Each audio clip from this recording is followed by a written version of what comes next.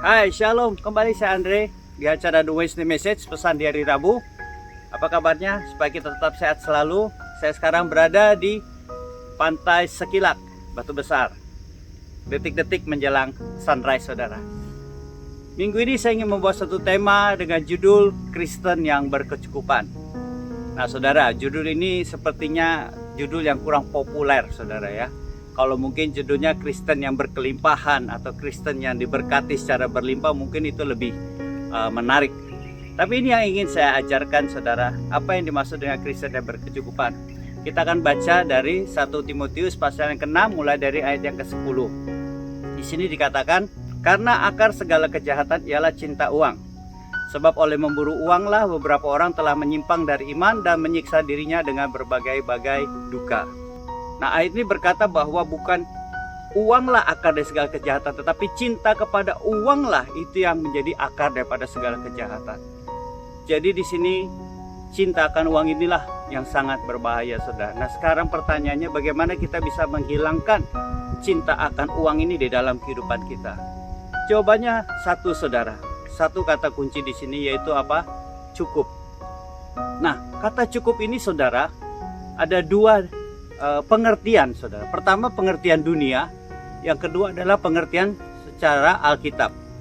Kalau pengertian dunia, saudara, saya akan mengutip perkataan dari John D. Rockefeller, seorang multibilioner, saudara. Di tahun 1915 kekayaan dia itu sekitar 900 juta dolar, yaitu sebesar 2% dari GDP negara Amerika. Saudara bisa bayangkan kekayaannya.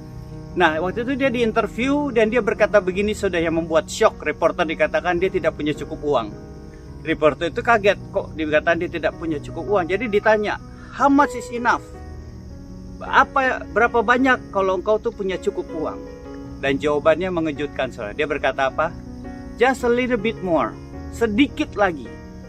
Jadi dari sini intinya kita tahu, saudara, bahwa menurut pengertian dunia, cukup itu tidak pernah cukup, saudara. Manusia pada dasarnya tidak pernah merasa cukup. Selalu ingin lebih lagi, ingin lebih lagi. Nah, sekarang kita lihat apa yang definisi atau pengertian daripada Alkitab.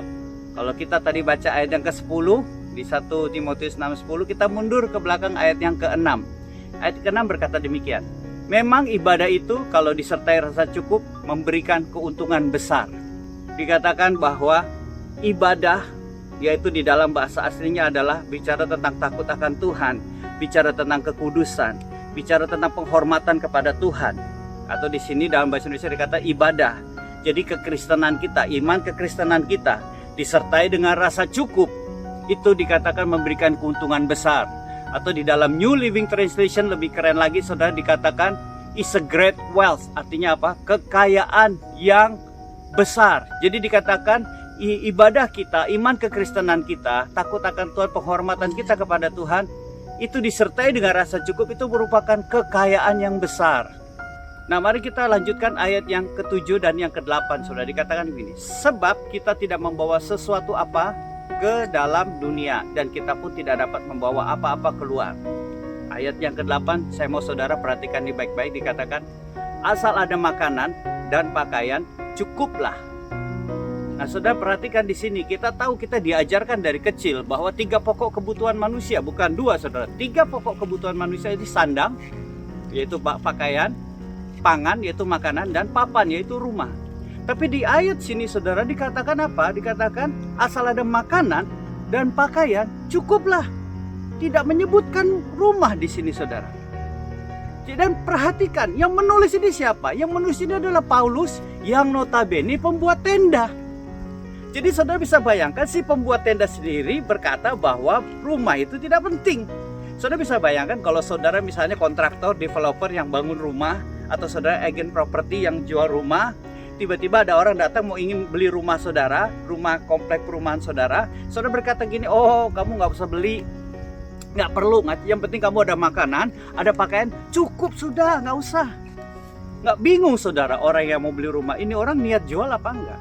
Tapi saudara, kenapa Paulus berkata bahwa yang penting ada makanan dan pakaian, cukup? Saudara, ternyata saudara, kalau kita baca Paulus pernah berkata gini di dalam 2 Korintus pasal yang kelima ayat yang pertama. Paulus mengatakan bahwa tempat dunia kita ini akan dibongkar. Pengertiannya tempat dunia ini hanya sementara. Bahkan dikatakan ketika kita dibongkar inilah Tuhan menyediakan tempat yang baru di surga sana. Nah, kita lanjutkan di dalam 1 Timotius saudara, pasal yang ke-6 ayat yang ke-9 dikatakan, tetapi mereka yang ingin kaya terjatuh ke dalam pencobaan, ke dalam jerat dan ke dalam berbagai-bagai nafsu yang hampa dan yang mencelakakan, yang menenggelamkan manusia ke dalam keruntuhan dan kebinasaan. Nah, ayat ini dikatakan saudara bahwa orang yang ingin kaya jatuh ke dalam berbagai macam pencobaan. Nah saudara, apakah berarti Tuhan tidak mau anak-anaknya diberkati secara berlimpah saudara? Apakah Tuhan anti kepada kekayaan? Tidak saudara. Tidak, Tuhan justru ingin memberkati kita. Tuhan ingin memberkati anak-anaknya dengan berkat yang berlimpah. Kalau saudara ingat saudara, di dalam Lukas pasal yang ke-6 ayat yang ke-38 dikatakan apa? Tuhan akan memberkati kita seperti suatu takaran yang baik, yang dipadatkan dan yang digoncang dan yang tumpah keluar, dan akan dicurahkan ke dalam ribaanmu.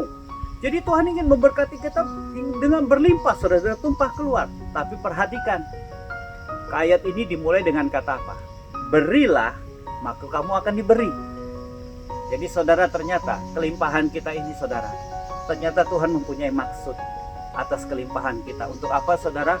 Kalau saudara tahu di dalam Kejadian pasal yang ke-12 ayat yang kedua, ketika Tuhan berkata kepada Abraham, ketika Tuhan ingin memberkati Abraham, dikatakan demikian, aku akan memberkati engkau, dan lanjutnya, dan kamu akan menjadi berkat.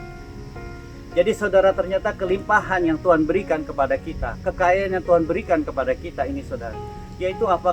Dari kelimpahan ini Tuhan ingin kita menjadi berkat saudara, bagi gereja Tuhan, bagi orang-orang yang membutuhkan. Jadi saudara, Tuhan di sini luar biasa. Ia ingin memberkati kita dengan berkat yang berlimpah.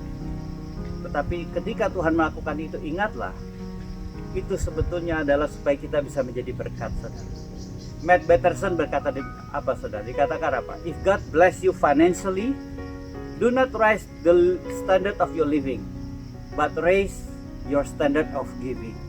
Dikatakan kalau Tuhan memberkatimu secara finansial, jangan kamu naikkan gaya hidupmu atau standar gaya hidupmu, tapi naikkanlah pemberianmu kepada Tuhan.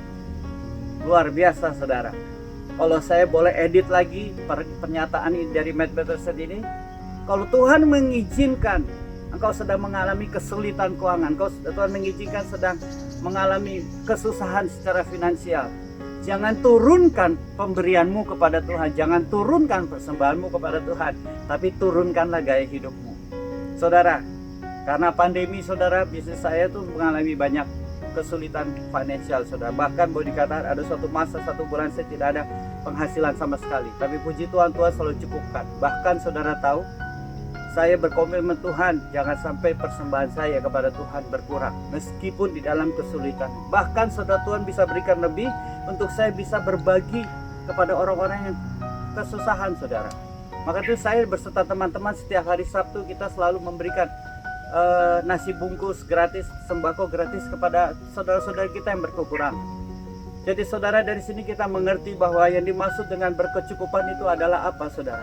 Di dalam Ibrani saudara pasal yang ke-13 ayat yang ke-5 dikatakan, janganlah kamu menjadi hamba uang, dan cukupkanlah dirimu dengan apa yang ada padamu, karena Allah telah berfirman, aku sekali-sekali tidak akan membiarkan kau, dan aku sekali-sekali tidak akan meninggalkan engkau.